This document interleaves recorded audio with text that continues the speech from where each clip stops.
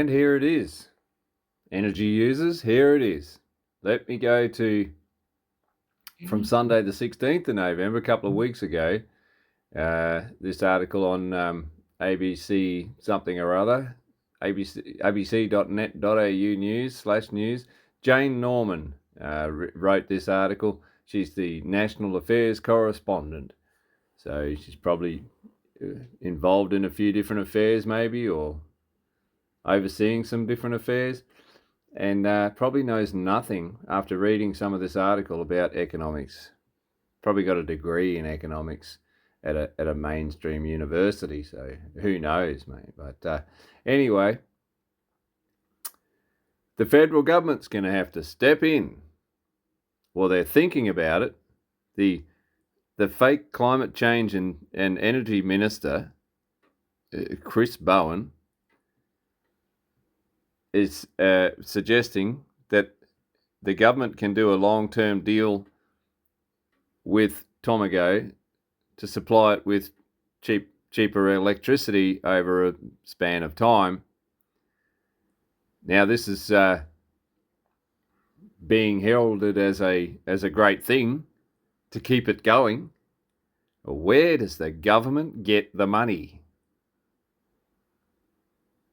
Where's the money coming from to do this? Because this is an artificial intervention in a market that's artificially intervented in. It's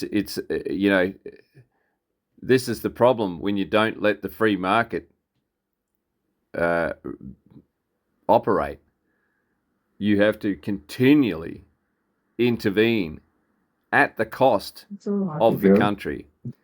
So I'll just start reading a bit of this and point out the ridiculousness of this rubbish.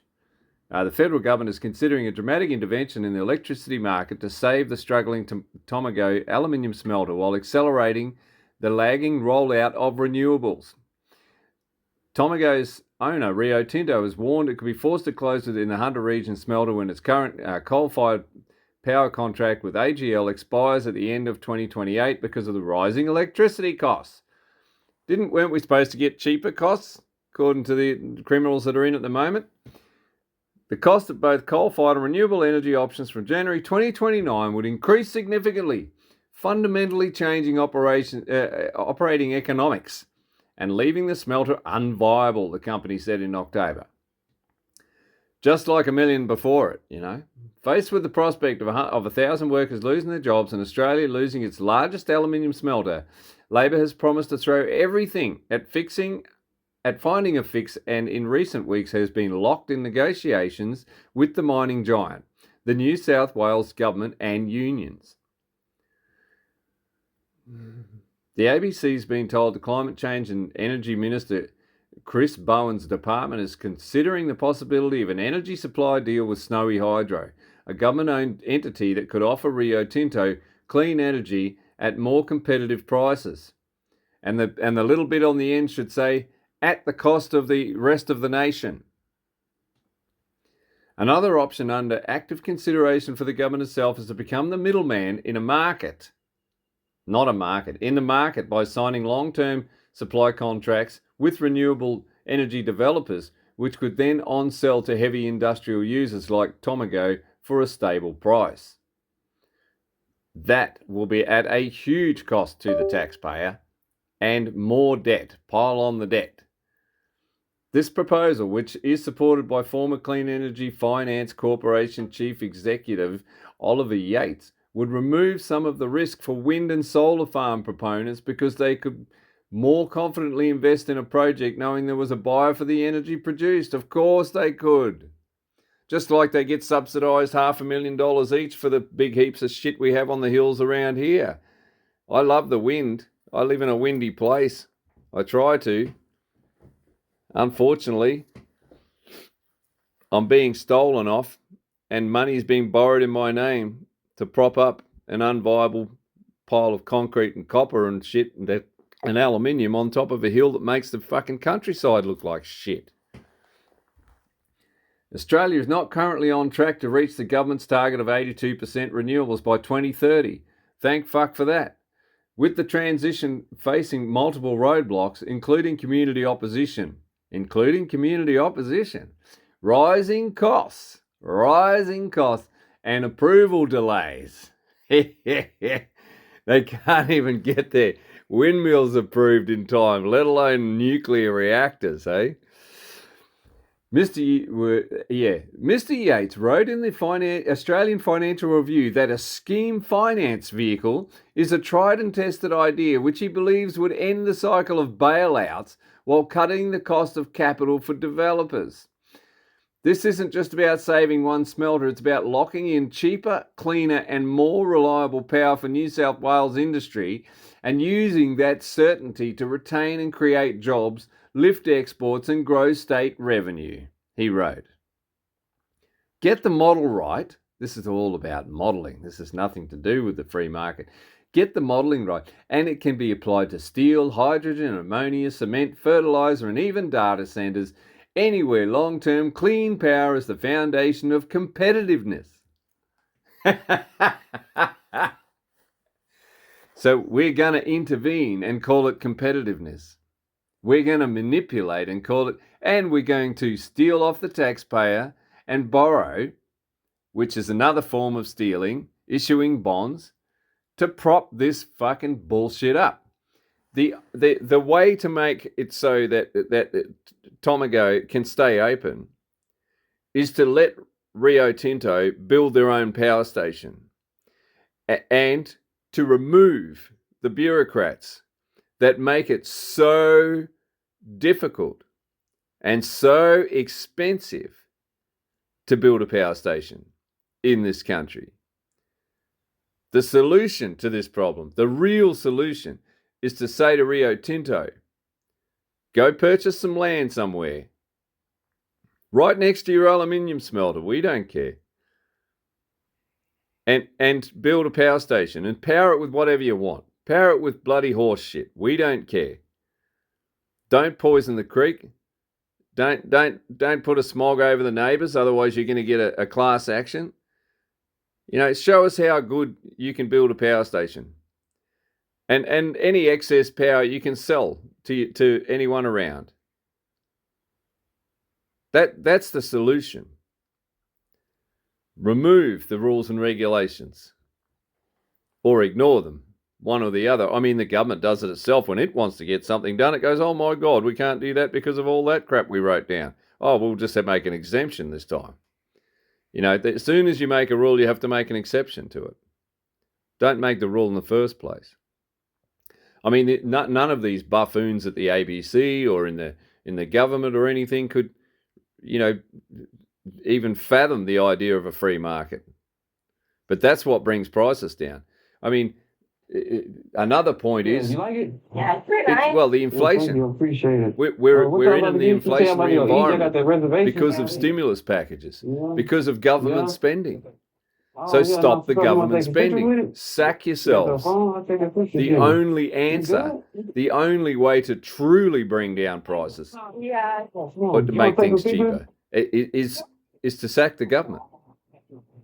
Is to send them home and tell them they need to offer some value to the market rather than being thieves. And you will find that we will not have any more factories or industries closing down and leaving the country. But so we either get I mean, he said it's going to end the cycle of bailouts. He's proposing a bailout to end the cycle of bailouts. Just like in 2008, where they're going to, suspend the market. The nicest thing for me around and intervene in the market with printed money to save the market. You can't save the market that way. The market doesn't need saving. The market will sort itself out. So it was nice that everybody thought I grew up knowing all these secrets. So no, I just learned them over time because of the weather and all. If the government follows through on this plan, it would signal yet another intervention in the electricity market, but one that involves a longer-term fix rather than a taxpayer funded bailout. Bullshit. Bullshit. How can that be any different? Why is it a longer-term fix? It's just a bigger bailout. Since January, the federal government has spent $2.4 billion propping up the Whyalla Steelworks in South Australia. Another $600 million with Queensland to keep Glencore's Mount Isa copper smelter running for another 3 years, and $135 million to bail out Nystar's zinc and lead smelters in South Australia and Tasmania, in conjunction with those states. One of your lower grade presenters on the Today program. And you may as well bail them out, because it's just a mess anyway, isn't it? Why do they need bailouts? Well, the government caused the problem. They broke their legs and said, here's a crutch. $2.4 billion. Since January, the federal government has spent $2.4 billion propping up the Whyalla Steelworks to keep some people employed. $2.4 billion. Where the fuck did they get that from? God? I don't think so. They borrowed it. They borrowed it and stole it. They're only stealing your taxes enough to pay the interest on this bullshit. You go to your financial advisor and he says, run up the credit card. That's what's going on here. Just run up the credit card. Don't worry about it, and keep bailing out unsustainable stuff. Why is it unsustainable? Why is Mount Isa's copper mine unsustainable? We've got, because of the price of producing things in this country is far too high. Unbelievably high compared to the rest of the world. Why? Because we are overgoverned. We have too many bureaucrats, too many. And how many is too many? One is too many. Industries can regulate themselves. If you're worried about living next to a copper mine, don't live in Mount Isa. Go live on a sheep farm somewhere. It's just peak socialism, I suppose. Maybe it's going to get worse. Well, it will get worse, won't it, for a while in this country? Takes 70 years to get rid of these arseholes. Who knows? Righto, back off the tangent. Tomago, located in the Labor-held seat of Paterson, is Australia's largest single energy user and is badly exposed to rising power prices that account for 40% of its costs. Unbelievable. The fact is, considering closing exposes the challenges of the clean energy transition and has the potential to undermine the government's Future Made in Australia agenda. The government has a Future Made in Australia agenda, guys. Isn't that lovely? Didn't Kevin Rudd came in and said, I'd like to see things still made in Australia. You know? What happened to Ford and Holden? That their unions got so strong, their wages got so high, their production costs got so high because of environmental ESG bullshit, because of inflation, because of government spending.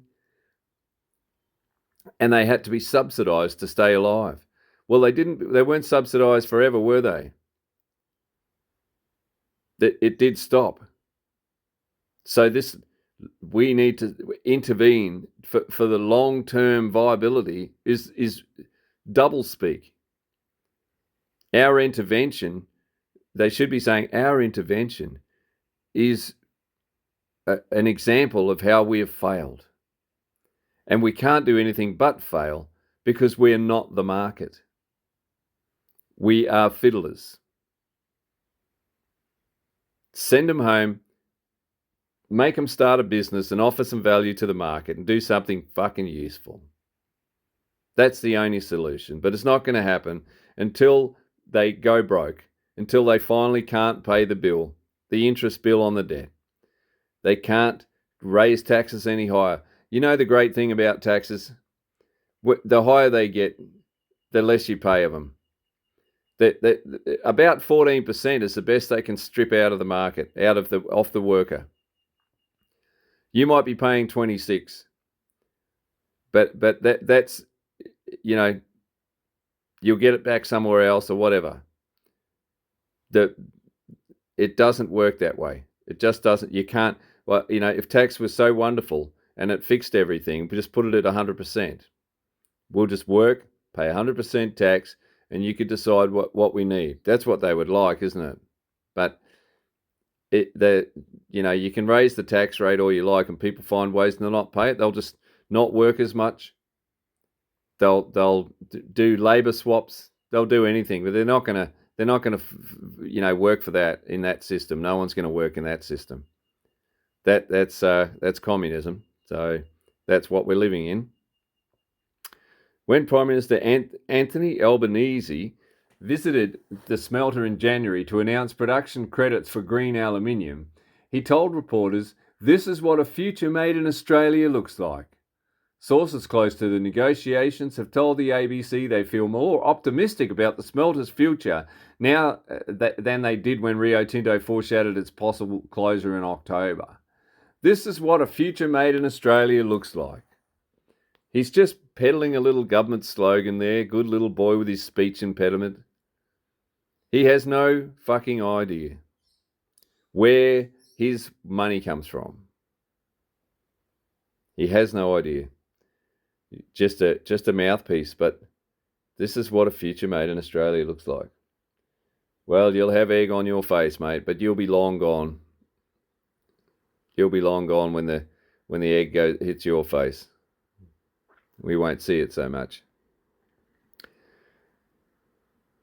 Anyway, that's me rant for today, guys. Hope you're having a good day. See you on the next one.